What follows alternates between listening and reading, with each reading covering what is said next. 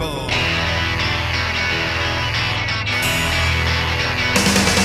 Today we go under the table to look at Elizabeth Hargrave's newest game, The Fox Experiment, co-designed with Jeff Fraser and published by Pandasaurus Games. I don't have the time or the patience to explain the rules or review the game. You have plenty of other places to go for that kind of thing. Instead, we're going to do a deep dive into the backstory of the game's setting, an actual Fox experiment that began in what was then the Soviet Union in the late 1950s. But first, a little on where this game sits on Hargrave's timeline. In the early 2010s, Elizabeth Hargrave was a quantitative researcher who, like many math nerds, also enjoyed tabletop games. But she was tired of modern board gaming's usual tropes, fantasy, zombie, ancients, European traders, and asked herself, why aren't there any board games about what I'm interested in? And the thing she was interested in turned out to be bird watching. The result was Wingspan, which came out in early 2019. It soon became clear that plenty of other people were hungry for a game about birds too. Copies started flying off shelves faster than Stonemaier could, or would, print them. Within 2 months, Hargrave was profiled in the New York Times. Just for comparison, the first time Catan was even mentioned, let alone profiled in the New York Times, was in 2002, at least 7 years after it was published in North America. And of course, Wingspan's success meant that it soon spawned sequels and set off the current trend of nature-themed games. So much nature. Personally, I think Wingspan is okay, it's fine. The card art is beautiful and the eggs just beg you to pop them in your mouth because they have to be made of chocolate, am I right? But to me at least, Wingspan is not exactly a groundbreaking design. It's a pretty typical tableau builder with synergistic card effects and some resource management. Also, from a theme standpoint, it makes no sense. Supposedly you're attracting birds to your wildlife preserve, but they settle down in neat little rows and lay eggs whenever it's convenient. Honestly, none of the mechanics makes real sense for a bird preservation building game. I was happy to see so many people turn on to board games because of it, and it was a good first outing for a new designer, but I didn't feel like I needed it for my collection. I was, however, interested in what Elizabeth Hargrave would do next. Would Wingspan be a flash in the pan? Turned out no. Hargrave was definitely not a one-trick pony. She could have simply kept churning out Wingspan clones, and to her credit, she didn't. Her next game, Mariposas, was very different and much more interesting in my opinion. Her choice of theme, butterfly migration, led to a core gameplay loop that was very integrated with the theme. Play cards, move butterflies, breed more butterflies, collect food from flowers, collect sets of cards representing the growth cycle, achieve geographic goals, which admittedly were pretty generic but okay, but above all make sure to be back in Mexico by the end of the year. It was a race game, and that made sense because that's what butterflies do. Alas, for better or for worse, Wingspan sucked up so much oxygen that Mariposas didn't really register. It probably didn't help that it was so different from Wingspan, so people who just wanted more of the same went away disappointed or went and bought one of the expansions. Luckily, Hargrave was not disheartened by Mariposa's relative lack of success, nor had she run out of ideas for games, and that's good, because The Fox Experiment is her most interesting and possibly her best game yet. Full disclosure, I backed this game on Kickstarter, so the components you see are the blinged up versions. I rarely go for these kind of add-ons, but in this case I went for them because how could I pass up these cute little poppers? Anyway, in The Fox Experiment, you play as a scientist, and you are doing science, specifically biology, more specifically Mendelian genetics. Every round you draft wild foxes and interbreed them, generation after generation, to hopefully end up with friendlier foxes, and in later rounds, the ones you breed become available to be drafted themselves, which replicates the actual experiment. Breeding really friendly foxes gets you VP, and studying them in detail nets you even more, but collecting enough data to grab special powers and attract powerful patrons is also a path to victory.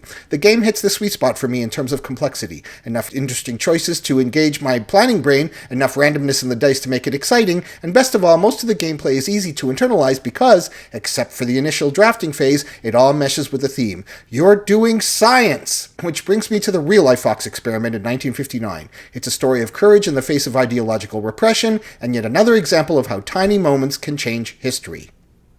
Dmitry Belyaev was born in Protasovo, about 350 kilometers northeast of Moscow, in 1917, just 4 months after Tsar Nicholas II had abdicated his throne and less than a year before the new Bolshevik government withdrew Russia from World War I. Dmitry's oldest brother, 18 years his senior, became a prominent scientist, and it's largely due to him that Dmitry became an acolyte of Gregor Mendel, the German Czech friar who established the modern field of genetics. Belyaev knew that many of the species that humans had tamed all shared a bundle of physical characteristics that has come come to be called the domestication syndrome. Floppy ears, short curly tails, babyish facial features, mottled fur or skin, and longer reproductive seasons. It didn't matter what we humans wanted to use them for, transportation, food, protection, they all ended up looking like this.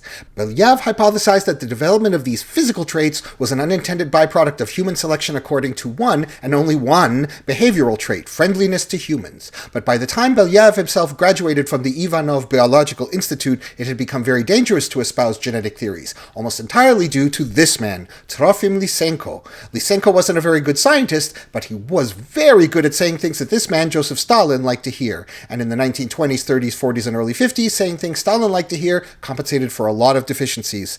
Lysenko objected to Mendelian genetics not for scientific reasons, but because it offended his belief that organisms could bootstrap themselves and their descendants into improving themselves, which happened to dovetail very nicely with Soviet communist ideology whereby peasants and the proletariat could take their fate into their own hands. Lysenko even denied that genes existed. Instead, he asserted that every part of a body emits tiny germ-like objects he called gemmules that migrate to the parent's gonads and ultimately make their way to their offspring.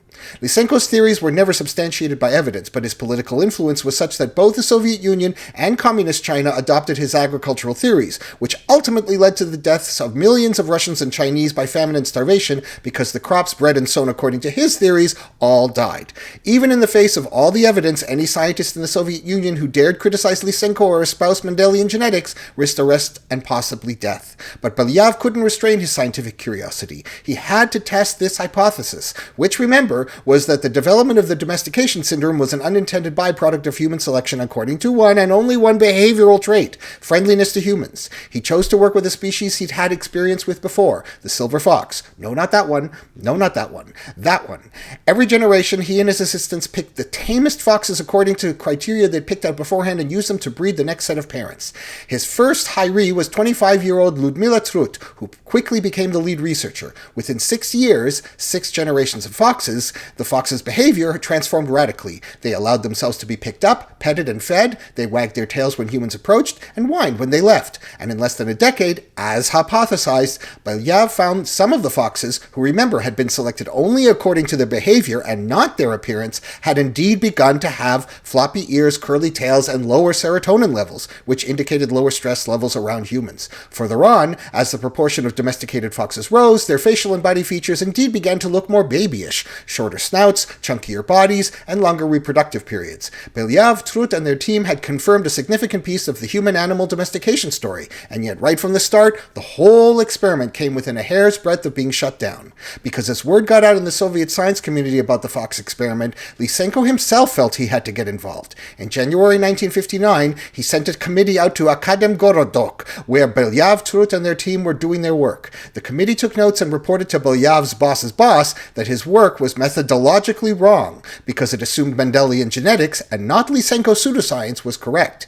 Even more dangerously, Nikita Khrushchev, who by 1959 had succeeded Stalin as the head of the Soviet Communist Party and thus the de facto ruler of the USSR, had got wind of the report, and Khrushchev, who like Stalin supported Lysenko's ideas for ideological rather than scientific reasons, decided to come see for himself what was happening at Akademgorodok. That September, on the way back from meeting Mao Zedong in China, he stopped by for an official inspection. According to Trut, he stormed right past the assembled scientists, not talking to any of them, but heading straight for the administrative offices, intending to strangle the program in its cradle. That he didn't comes down to one and only one person, Khrushchev's daughter Rada, a journalist well-trained in science. She saw through Lysenko's fakery and somehow convinced her father to leave the fox experiment alone.